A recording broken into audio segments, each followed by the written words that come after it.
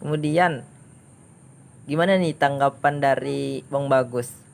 Karena beberapa argumen itu dari yang pernah kita dengar itu mengatakan bahwa organisasi itu membuat kuliah lama selesai. Bagaimana kalau dari menurut Bang Bagus nih, apakah benar organisasi itu bisa membuat kuliah kita lama selesai? Kalau menurut saya argumen itu emang benar adanya ya, benar adanya ketika kita lihat orang-orang yang di kampus yang memang sibuk organisasi, otomatis mereka akan menomorduakan kuliah ya, menomorduakan kuliah sampai waktunya waktunya udah hampir habis barulah sibuk dengan urusan kuliah. Nah, tapi tidak memungkiri sih, tidak ada memungkiri tergantung dari orang itu, dari individu masing-masing ya, individu masing-masing. Ketika kita menanggapinya, kalau dari saya sendiri emang tergantung dari individu masing-masing. Bagaimana dia menanggapinya, bagaimana dia ketika dihadapin dengan kuliah, uh, ibaratnya lulus lulus cepat dan organisasi pun bisa terpenuhi lah. Dalam artian organisasi dapat, kuliah pun selesai gitu. Uh, Dalam hal itu emang kita harus benar-benar, yang pertama yang mau saya tegaskan ya di sini, di memanajemenkan waktu ya, manajemen waktu dan memprioritaskan ya. Teruskan di mana kita bisa bisa nyambil ya, bisa nyambil sambil-sambil untuk ngerjain tugas akhir, dan juga sambil-sambil kita organisasi ya, biarpun fokusnya terpecah tapi biar bisa sama-sama selesai, kuliah selesai, organisasi pun selesai gitu. Jadi eh, kita juga harus bisa menanggapi itu dengan ya, dengan arah yang emang udah kita tekankan di kedepannya gitu. Apalagi ketika kita juga apa ya, kuliah yang berbayar terus ya, bayar terus. Untuk apa Iya. sih kita bayar terus tapi enggak, ibaratnya bukan untuk apa gitu, tapi apa Betul, yang betul. bisa kita dapatkan ketika kita kuliah dan uh, udah tidak ada mata kuliah lagi gitu kan. Ketika itu mungkin diisi dengan ya ini tugas akhir dan mungkin dengan organisasi itu sih. Ini sih untuk ya, untuk organisasi juga kan kadang ada yang di internal internal kampus ataupun eksternal. Ketika di internal kampus sudah tidak ada lagi, kalau kan misalkan di internal kampus sudah habis, masih ada di eksternal.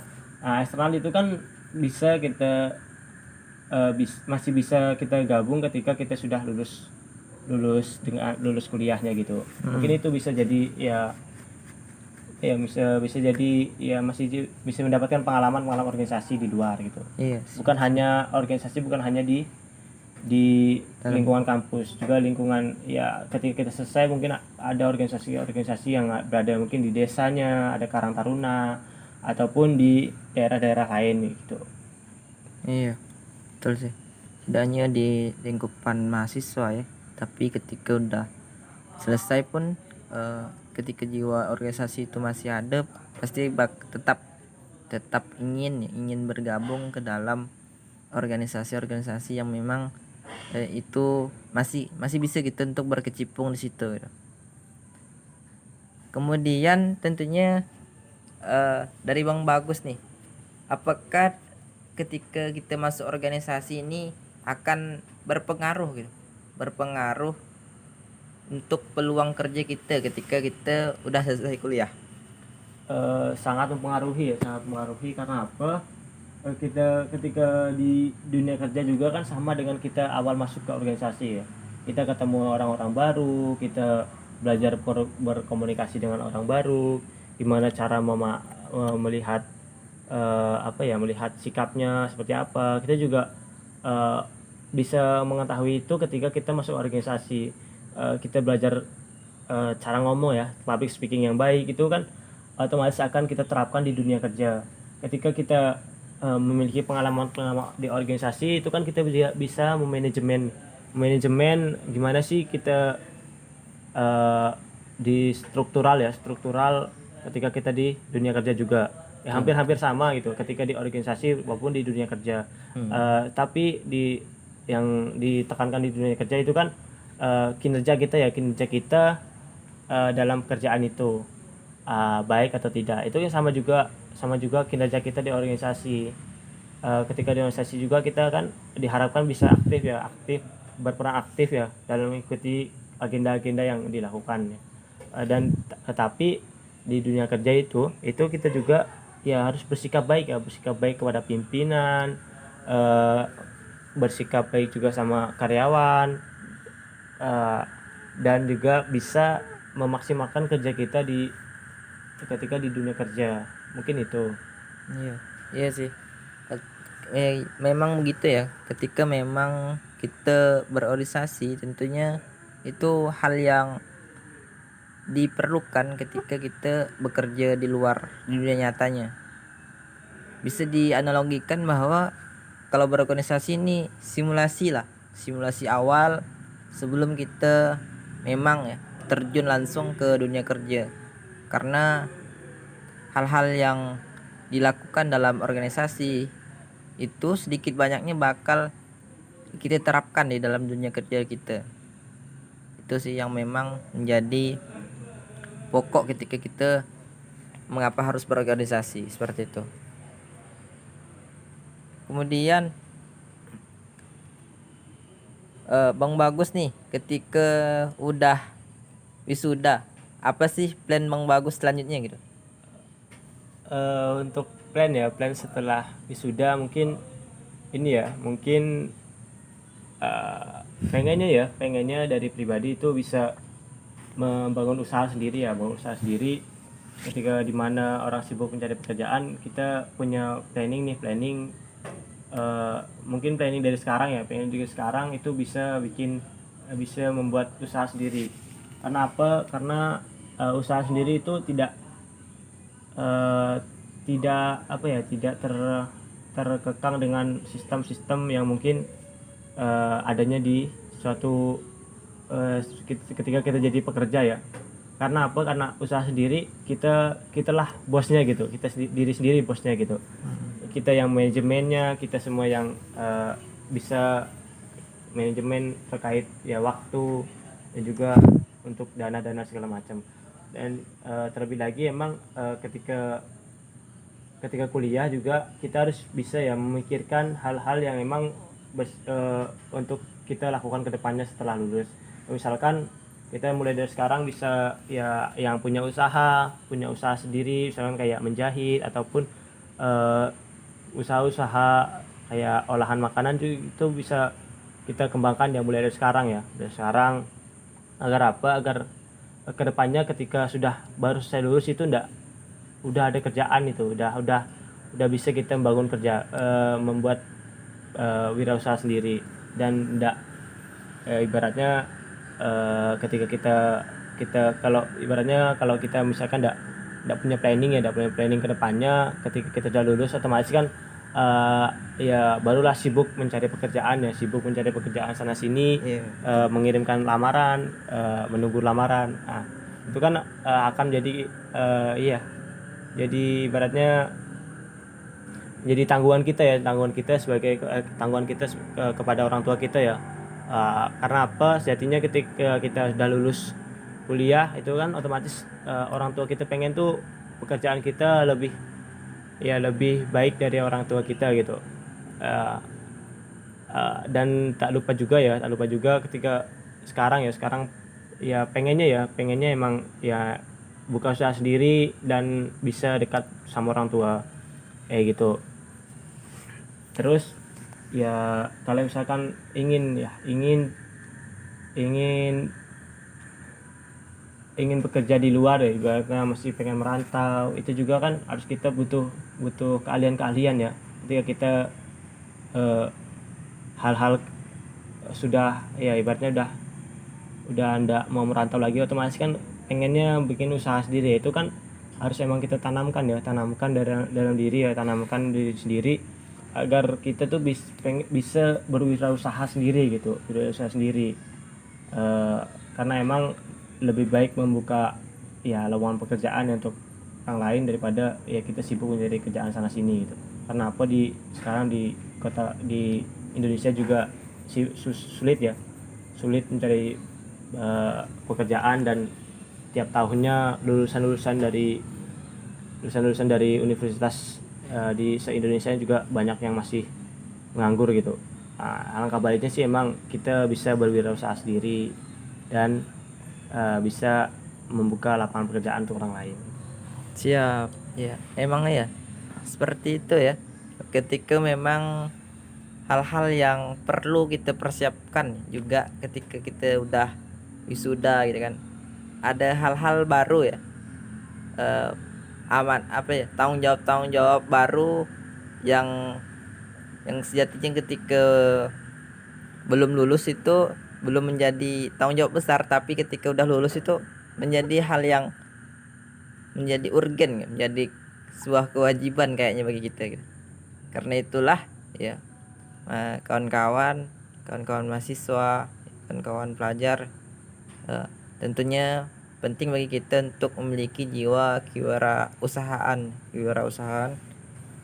karena tentunya dengan jiwa-jiwa seperti itu dan juga sudah dibekali di dunia kampusnya dengan materi-materi yang telah disampaikan oleh dosen-dosen ataupun ada yang ikut seminar dan lainnya, itu memang bisa kawan-kawan tingkatkan lagi kemampuan kawan-kawan sehingga ketika udah lulus itu bisa menjadi ya seperti Bang Bagus yang inginnya menjadi seorang pengusaha. Karena tentunya enak ketika kita memang menjadi seorang bosnya ya, kita yang mengaturnya, kita yang menggaji, kita yang mencari pasar ataupun lainnya, yaitu akan menjadi tantangan-tantangan baru bagi kita semuanya.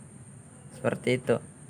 Kemudian abang nih kan terpilih juga menjadi presiden mahasiswa Fakultas Pertanian di tahun 2021 ini. Apa sih yang menjadi motivasi abang untuk menjadi presma di pertanian ini bang? Karena ini kan juga musim pandemi gitu kan, dan juga sekarang abang udah semester 7, semester 8 ya. Apa sih yang menjadi motivasi abang? Apakah abang emang ingin Faferta ini yang bisa menjadi teladan ataupun memberikan kebermanfaatan kepada fakultas masyarakat mahasiswa Fakultas Pertanian pada khususnya ataupun hal-hal lainnya itu bang? Motivasi eh, motivasi naik sebagai presiden mahasiswa ya. Sebenarnya motivasinya yang pertama sih emang ini sih mencari pengalaman baru ya, dan belajar menjadi pemimpin yang baik untuk semuanya gitu. Karena ketika kita naik jadi presiden mahasiswa itu yang dipimpin bukan hanya diri sendiri tapi melainkan seluruh mahasiswa Fakultas Pertanian. Kita juga harus bisa belajar memanage diri sendiri, mulai dari ego, mulai dari ketika kita dibenturkan dengan masalah-masalah yang ada di Fakultas Pertanian. Nah, motivasinya sih emang pengennya adanya inovasi baru ya. Inovasi baru ketika kita berada di musim pandemi ini seperti ini, kita pengennya ada inovasi program kerja terkait di masa seperti ini. Emang sih sulit untuk mengadakan kegiatan-kegiatan yang skala besar. Tapi kalau kita inovasikan kebermanfaatan kita untuk ya masyarakat kampus, masyarakat luar, itu juga kita perlunya peran penting ya dari BEM gitu, peran penting dari BEM. Nah, dan juga sekarang udah masuki semester 8 ya. Inginnya membuktikan kepada teman-teman juga ketika ketika udah ya tahap akhir masih bisa fokus organisasi, dan tak lupa juga kita mengerjakan tugas akhir kita ya, karena itu juga sebuah kewajiban. Iya. Mungkin itu. Oke ya. Sangat banyak pelajaran-pelajaran yang tentunya dapat kita ambil ya dari perjalanan beliau, dan juga alasan-alasannya ketika memang ingin berkecimpung di dunia organisasi seperti itu. Mungkin untuk sesi podcast ini kita bakal akhiri ya. Tapi sebelum kita akhiri, kami minta nih Bang, closing statement dari Abang nih. Apa sih yang ingin Abang sampaikan kepada kawan-kawan masyarakat mahasiswa Perta pada khususnya, dan juga kawan-kawan mahasiswa lain gitu Bang?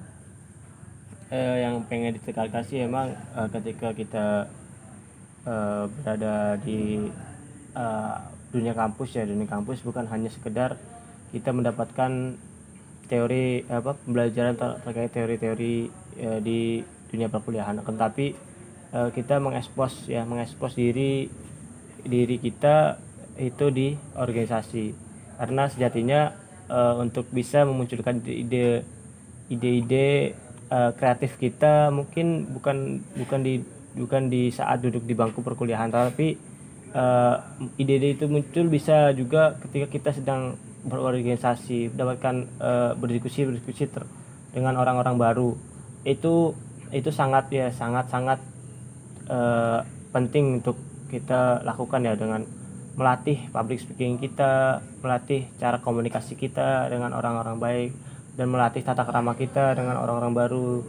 Itu sangat disayangkan ketika mahasiswa yang masih ibaratnya masih fokus dengan kuliahnya, dan hanya kuliah pulang sama aja dengan kuliah yang memang cuman hanya mendapatkan teori terus gitu di kampus. Juga ibaratnya ketika kita organisasi juga kan, ketika kita kuliah ada mengisi waktu luang kita ketika tidak ada tugas. Itu kan organisasi juga dengan kata lain sih mengisi waktu luang kita ketika kita tidak ada kegiatan seperti kuliah, misalnya libur akhir pekan. Itu kan ketika kita kosong itu kan bisa diisi dengan kegiatan-kegiatan di organisasi. Nah, untuk bisa menjaga agar tetap IPK-nya tetap baik, tetap ya bisa naik, itu kita juga bisa manajemen waktu dengan baik, karena memang di manajemen waktu itu kita bisa memprioritaskan mana yang emang lebih kita dahulukan, mana yang kita di nomor 2 kan ya. Misalkan kita sedang kuliah dan ada kegiatan organisasi di waktu yang sama, itu kan kita juga harus bisa mana yang kita prioritaskan. Ketika kita di organisasi itu ibaratnya tidak ada tugas-tugas yang sangat penting, kita senggankanlah untuk kuliah sampai selesai dulu, baru nyusul ke kegiatan itu. Mungkin itu sih yang bisa saya sampaikan. Mungkin ambil yang baik dan buang yang buruk ya, karena emang sejatinya yang baik datang dari Allah SWT, yang buruk datang dari diri saya sendiri ya. Mungkin itu dari saya. Mungkin Assalamualaikum warahmatullahi wabarakatuh. Waalaikumsalam warahmatullahi wabarakatuh ya. Terima kasih tentunya kami ucapkan kepada Bang Bagus yang telah bersamai kita pada malam hari ini. Tentunya dari pesan-pesan beliau kepada kita semua, mudah-mudahan dapat sedikit banyaknya menjadi bahan evaluasi dan juga membuka plan-plan baru untuk kita dalam menjalankan ya pertama perkuliahan ini, dan juga kemudian kawan-kawan yang berkecimpung di organisasi itu bisa sedikit banyaknya mencontoh dari apa yang telah menjadi pengalaman dari beliau, seperti itu. Ya, semoga podcast ini bermanfaat baik untuk saya maupun untuk kawan-kawan semuanya. Kami ya, dari FKM Nurul Albab tentunya mengucapkan syukron belonggo. Terima kasih kepada kawan-kawan semua yang telah menyempatkan untuk mendengarkan podcast ini. Semoga bermanfaat. Kami akhiri, saya selaku moderator Hasbi Asidik, mohon maaf atas segala kekurangan. Yang benar datangnya dari Allah Subhanahu wa taala, dan yang salah itu datang dari saya pribadi. Sekian, assalamualaikum warahmatullahi wabarakatuh. Waalaikumsalam. Syukron kawan-kawan.